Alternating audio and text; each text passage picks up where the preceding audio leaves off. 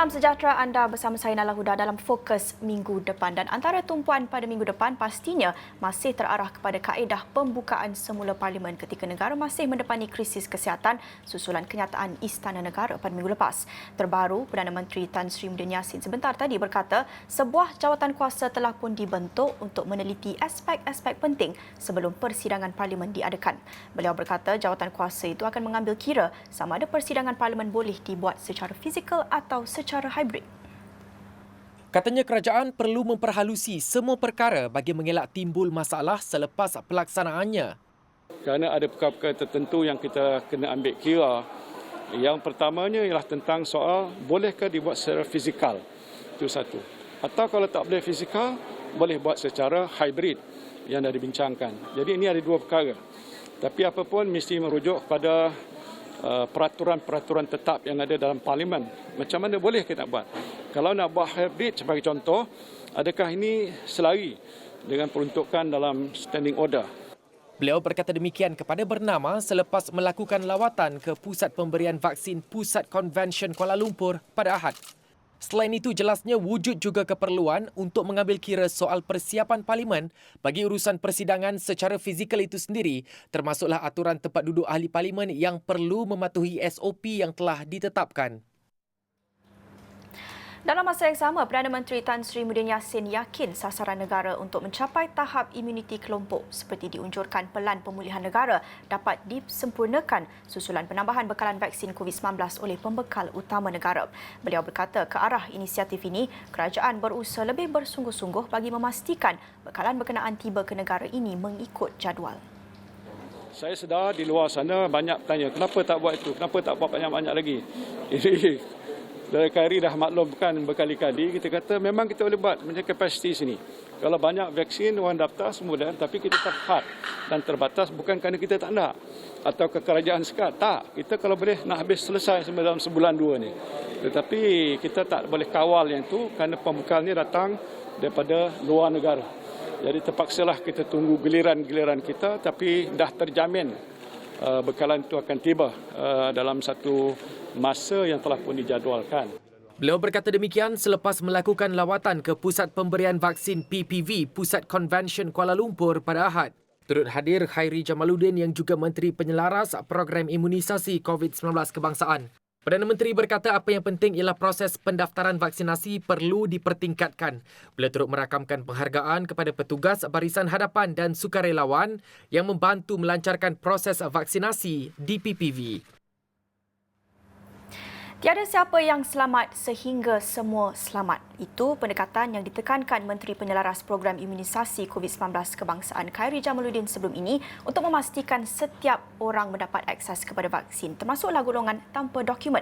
Khairi turut telah menjamin bahawa golongan pelarian dan pendatang asing tanpa dokumen tidak akan ditahan sekiranya mereka tampil untuk menerima vaksin. Dan sempena Hari Pelarian Sedunia hari ini, kami akan mengikuti perkembangan program vaksinasi. Bagaimana kesihatan awam perlu merangkumi pelarian antara golongan paling terdedah kepada risiko kesihatan. Mercy Malaysia antara pertubuhan yang giat menjalankan program outreach mempromosikan pendaftaran vaksin dalam kalangan pelarian. Dan Said Al-Hudzari dari Bahagian Pembangunan dan Operasi Program Mercy Malaysia bersedia bersama saya jam ini dalam Fokus Minggu Depan. Terima kasih Said bersama saya dalam Fokus Minggu Depan jam ini. Kita nak melihat kepada perkongsian Perdana Menteri sebentar tadi bahawa sasaran negara untuk mencapai imuniti kelompok herd immunity ini dapat disempurnakan dengan penambahan bekalan vaksin. Namun itu dari sudut bekalan. Tapi sekarang ini kalau kita lihat, sudah banyak bekalan vaksin lebihan dalam negara. Tetapi pemberian pengedaran vaksin itu tidak selari, terutamanya bagi golongan rentan, orang kurang upaya yang sakit terlantar. Masih lagi ramai yang menghadapi kesukaran untuk pergi ke pusat vaksin ini. Dan Mercy Malaysia bakal melancarkan program outreach bantu pemberian vaksin dari rumah ke rumah. Boleh saya kongsikan tentang program ini? Terima kasih. Jadi sejak bulan lepas, kami telah terlibat membantu pihak KKM untuk program pasukan bergerak vaksin ke institusi-institusi seperti rumah jagaan orang tua, rumah-rumah jagaan nursing home yang lainlah. Program ini masih lagi berjalan dan akan diperluaskan ke komuniti pedalaman dan lain-lain seterusnya. Dan strategi seterusnya adalah untuk memberikan vaksin kepada mereka yang tidak mampu secara fizikal untuk pergi ke PPV awam, terutama sekali pesakit terlantar di rumah. Jadi pihak KKM dan pihak CITF telah pun memberi kelulusan kepada NGO-NGO untuk menjalankan program vaksin rumah ke rumah di seluruh negara. Jadi selain daripada Mercy Malaysia, ada beberapa NGO kesihatan lain yang turut terlibat, termasuk Bulan Sabit Merah, MRA, IMARAT, NCSM, National Cancer Society Malaysia, Saint Ambulance dan lain-lain lagi. So konsep yang sama macam pasukan bergerak yang saya sebutkan tadi. Cuma beza dia jumlah petugas dalam satu pasukan untuk pergi melawat rumah ke rumah adalah lebih sedikit, sekitar 3 orang saja, dan jumlah dos yang kita dapat berikan dalam masa sehari pun agak terhad kepada 20 dos sehari bagi setiap pasukan. Jadi kalau kita ada lagi ramai pasukan, lagi banyaklah kita boleh buat. Senarai nama memang kita dah ada daripada senarai pesakit terlantar yang dibekalkan oleh pihak Jabatan Kebajikan Masyarakat dan sebahagian daripada KKM sendiri. So ini memang senarai yang sedia ada. Akan tetapi pesakit juga boleh didaftarkan melalui klinik kesihatan yang terdekat, serta kita pun ada lancarkan juga borang pendaftaran atas talian yang ini disediakan oleh pihak NCSM dan kita bekerjasama dengan mereka lah. So perbincangan sudah diadakan sejak bulan lepas dan sekarang kami dalam persiapan terakhir untuk melaksanakan program ini dan kita harap dalam hujung bulan ini ianya dapat dijalankan. Mercy Malaysia banyak melakukan kerja-kerja di lapangan on the ground untuk mempromosikan pendaftaran vaksin ini dan kita dapat lihat mungkin pendaftaran vaksin itu tidak mendapat sambutan yang hebat pada awal-awalnya, tetapi ketika krisis kesihatan, krisis COVID-19 ini semakin meningkat pada tahap yang kritikal sekarang ini, adakah Syed melihat tinjauan Syed sendiri dalam melakukan program outreach pendaftaran vaksin ini, adakah sambutan terhadap pendaftaran vaksin itu semakin meningkat terutamanya di kawasan pedalaman?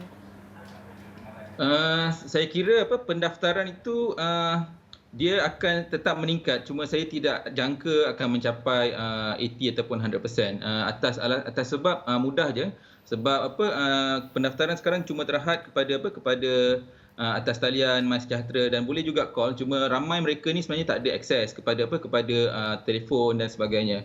Dan ramai juga yang memang tak menggunakanlah teknologi seperti ini kan, seperti yang di pedalaman. Jadi saya tak jangka akan meningkat, cuma di sinilah di mana program-program outreach yang kita jalankan ni akan dapat memberi coverage yang lebih meluaslah kepada mereka yang di pedalaman, sebab sekarang ini menteri pun telah menyatakan bahawa pendaftaran itu bukan menjadi satu requirement, because kita boleh mendaftarkan ataupun mendapatkan data mereka setelah vaksin diberikan kemudian.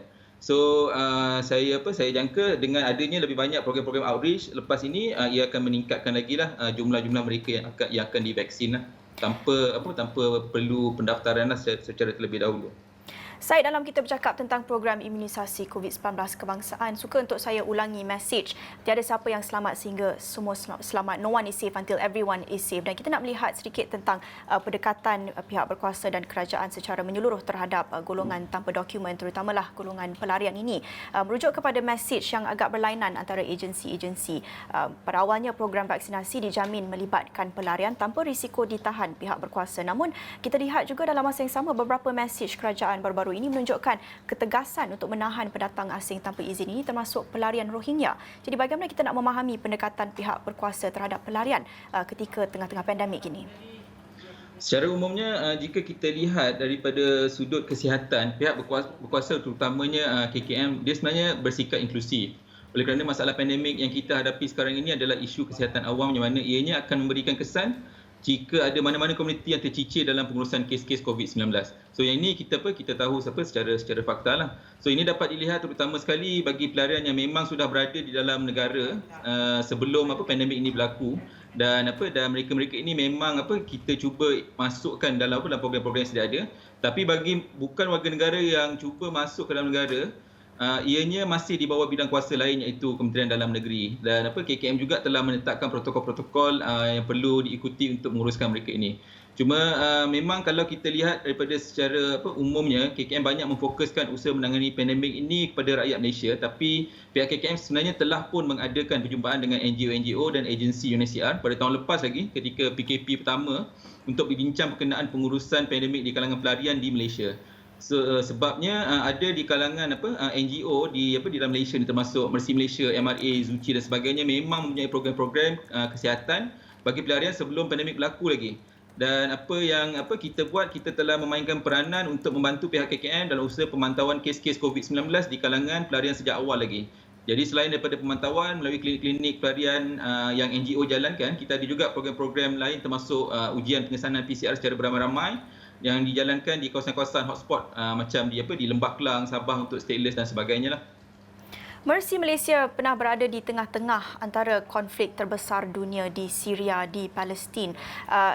Jadi kita nak memahami di sini keseimbangan antara keselamatan dan kesihatan dan juga kemanusiaan itu sendiri, kerana kita lihat seperti yang dikatakan Syed tadi, bagaimana untuk kita menangani isu pelarian ini bukan sahaja dari sudut kesihatan awam tetapi juga dari sudut keselamatan negara, dari sudut penjagaan sempadan itu sendiri. Jadi daripada pengalaman dan pemahaman luas Mercy Malaysia yang ada ini, pengalaman menangani berada di tengah konflik itu, bagaimana untuk mengimbangi kesemua perkara ini, menjaga keselamatan negara tetapi dalam masa yang sama untuk mengutamakan kesihatan awam dan kebajikan pelarian ini juga?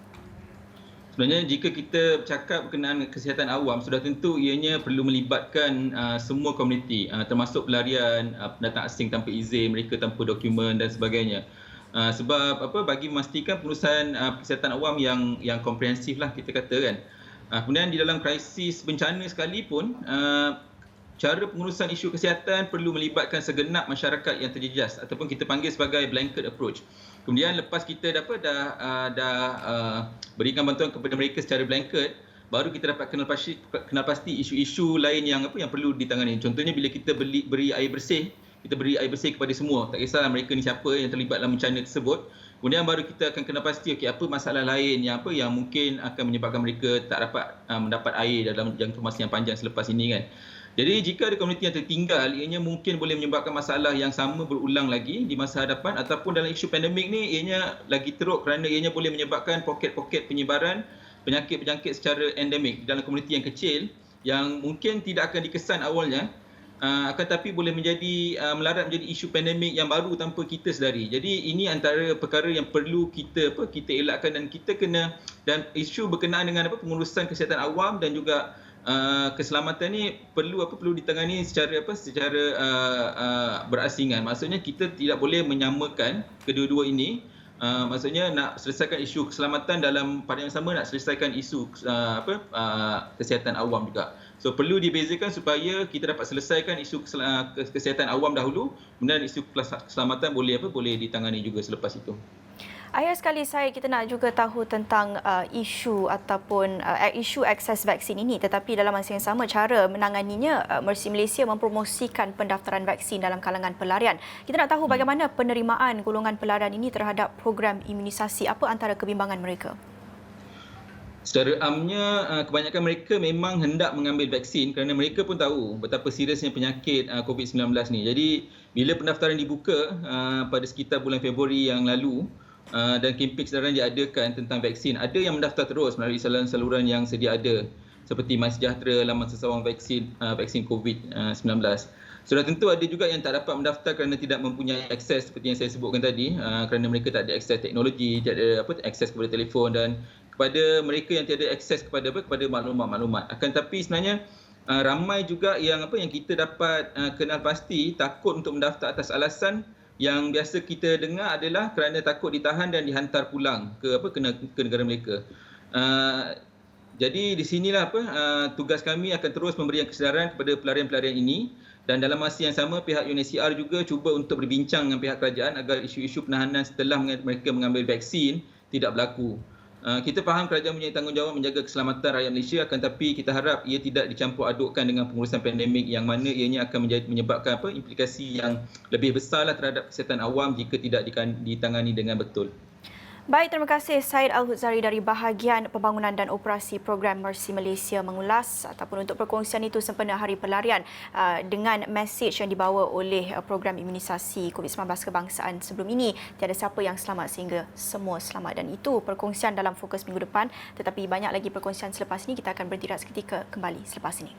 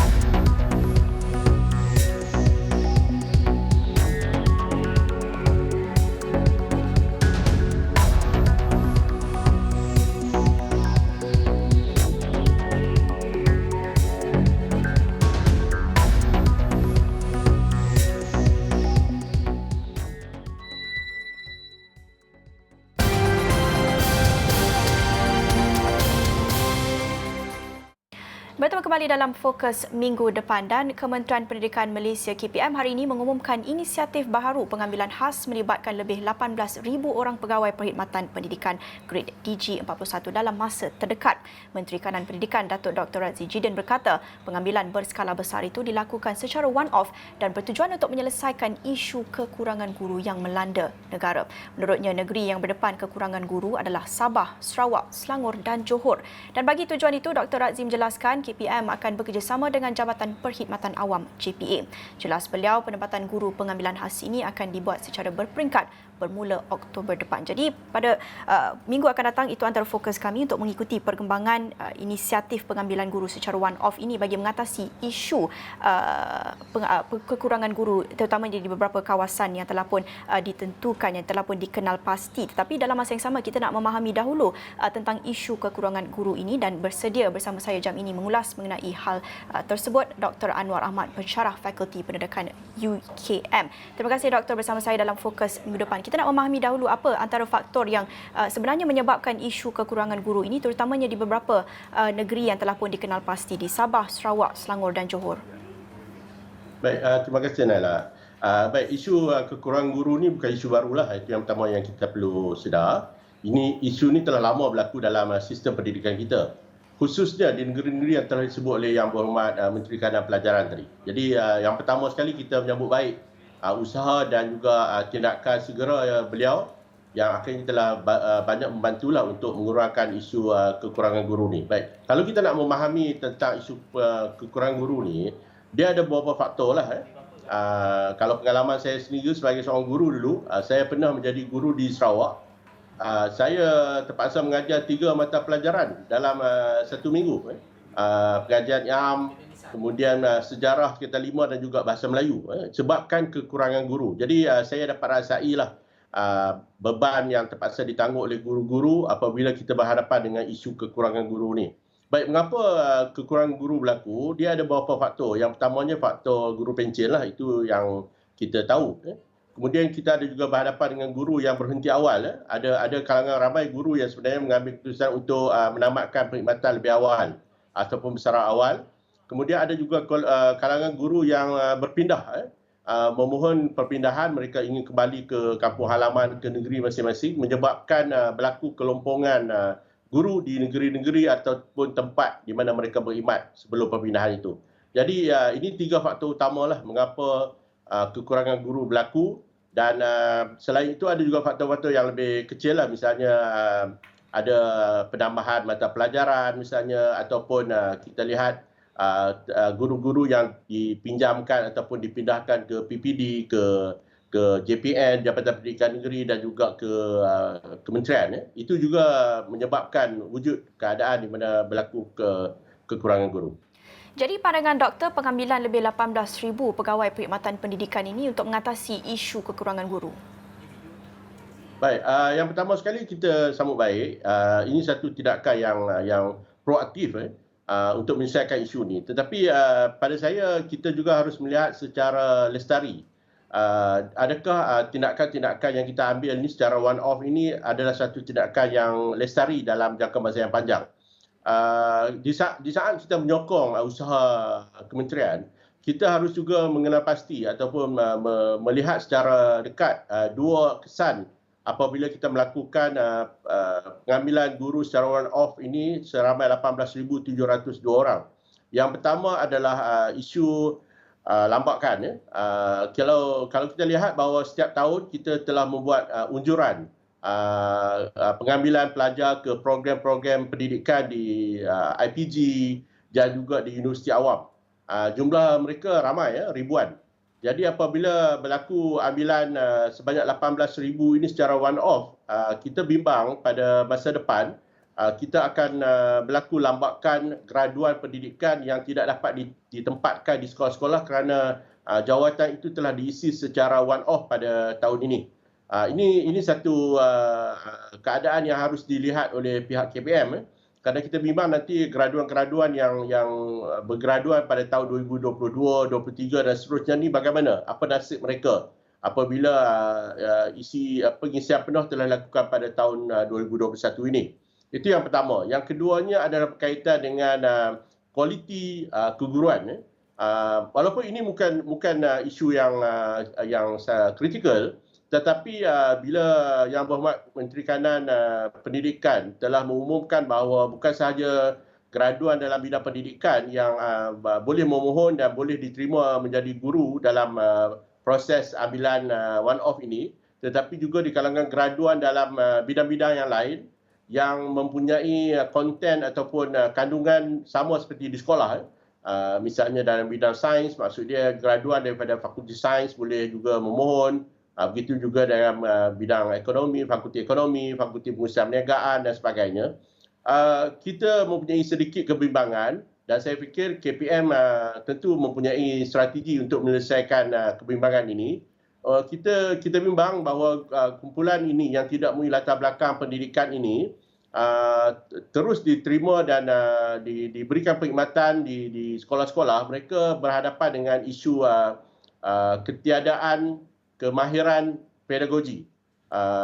Mungkin mereka boleh melakukannya secara dalam perkhidmatan, khusus dalam perkhidmatan, tetapi ini mungkin dalam jangka masa yang lebih panjang. Tapi dalam masa yang terdekat ini kita akan berhadapan dengan sekumpulan guru-guru yang mungkin tidak ada kemahiran langsung tentang pendidikan, pedagoginya, psikologi kanak-kanaknya, psikologi pembelajaran, begitu juga dengan amalan penilaian dalam pendidikan dan sebagainya. Jadi ini perkara yang harus diteliti oleh pihak KPM. Sebab itu kita mengesyorkan supaya untuk ambilan 18,000 ini bukan sahaja memberi keutamaan kepada graduan pendidikan, tetapi memberi itu sebagai satu syaratlah bahawa 18,000 ini adalah diisi penuh oleh graduan daripada program pendidikan. Dan jika berlaku ada lebihan tempat lagi di mana semua graduan yang layak dalam bidang pendidikan ini telah diambil, maka mungkin kita bukan membuka kepada graduan-graduan bidang lain, tetapi membuat simpanan supaya ada lagi graduan-graduan pendidikan misalnya yang telah ditemu duga sebelum ini ataupun yang akan keluar pada tahun hadapan boleh diisi dengan 18,000 one-off ini. Ya, jadi mengambil kira kebimbangan doktor tadi, mungkin ada sedikit masalah cabaran dalam masa yang terdekat dalam jangka masa pendek ini dengan pendekatan pengambilan guru lebih 18,000 secara one off ini. Mungkin doktor boleh cadangkan jalan tengah, mungkin dengan kebimbangan doktor seperti misalnya seperti yang dikatakan tadi, isu mungkin daripada beberapa guru yang diambil secara one off ini mereka tidak mempunyai pemahaman ataupun kemahiran yang memadai untuk menjadi guru, ataupun mungkin juga dengan isu lain yang ditimbulkan tadi. Apa antara idea yang boleh doktor cadangkan sebagai jalan tengah? Mungkin realistik atau tidak untuk kita wujudkan latihan, mungkin bukan program pendidikan secara formal, bukan berkelulusan pendidikan, tetapi dengan latar belakang yang mereka ada, mungkin boleh ditambahkan dengan latihan pendidikan. Apa mungkin yang boleh dicadangkan doktor? Ya. Baik, latihan dalam perkhidmatan ini memang dilakukan dan ini sebagai satu apa kita panggil penambahbaikan perkhidmatan. Tetapi sebagai seorang guru, kita harus dilatih secara formal untuk menjadi seorang guru. Kalau kita lihat Naila, kalau dalam bilang kedoktoran macam perubatan misalnya kan, saya tidak jangka bahawa kita boleh bersetuju kita melantik seorang graduan daripada bidang yang bukan perubatan sebagai doktor. Tidak pernah berlaku begitu. Sebab kita tahu bahawa hanya graduan dalam bidang perubatan saja yang layak dan boleh diterima sebagai seorang doktor. Saya ingat begitu juga yang kita lakukan dalam bidang undang-undang. Untuk menjadi peguam mestilah daripada bidang undang-undang. Begitu juga dengan jurutera dan sebagainya. Maksudnya, bidang pendidikan ini adalah satu bidang yang profesional. Maka dia harus dilihat dan juga dipersiapkan sebagai satu kerjaya yang profesional. Sebab tu kalau Naila tanya tentang cadangan, saya lebih cenderung dan sebenarnya sepatutnya dilakukan oleh KPM adalah untuk memulakan program pengambilan yang lebih ramai untuk mata pelajaran yang kekurangan guru ini di universiti dan IPG. Sekarang kita dah tahu sebenarnya, malah bukan sekarang tapi sebelum ini pun kita dah tahu berapakah bilangan kekurangan guru bagi setiap mata pelajaran. Jadi apa yang sepatutnya dilakukan oleh KPM adalah memberi arahan ataupun berbincang dengan pihak universiti, fakulti pendidikan di universiti awam dan juga di IPG, Institut Perguruan, untuk menambahkan bilangan pelajar-pelajar dalam bidang-bidang mata pelajaran yang kekurangan ini. Kita jangkakan dalam tempoh 3 tahun atau 4 tahun daripada sekarang, maka kita akan mempunyai bilangan guru-guru yang lebih ramai. Dan yang lebih penting bukan sahaja lebih ramai, tetapi mereka terlatih. Mereka sudah menjadi seorang guru yang terlatih dan mereka telah bersedia untuk memberi perkhidmatan kepada pihak sekolah dan juga untuk mendidik anak-anak kita di sekolah. Ya, pelbagai aspek perlu diambil kira dalam melaksanakan inisiatif pengambilan guru secara one-off ini. Terima kasih Dr. Anwar Ahmad, Pensyarah Fakulti Pendidikan UKM. Itu sahaja masa yang kita ada untuk mengulas mengenai pengumuman KPM baru sahaja pagi tadi mengenai inisiatif pengambilan 18,702 guru secara one-off bagi menangani isu kekurangan guru seperti di beberapa negeri yang telah pun dikenal pasti di Sabah, Sarawak, Selangor dan Johor. Itu antara fokus kami pada minggu akan datang, mengikuti perkembangan inisiatif yang akan dilaksanakan ini. Pelbagai reaksi seperti yang disampaikan oleh Dr. Anwar tadi, banyak perkara yang perlu diambil kira dalam pelaksanaan inisiatif ini. Itu saja masa yang kita ada dalam fokus minggu depan bersama saya Nala Huda. Kita jumpa lagi. Salam hormat.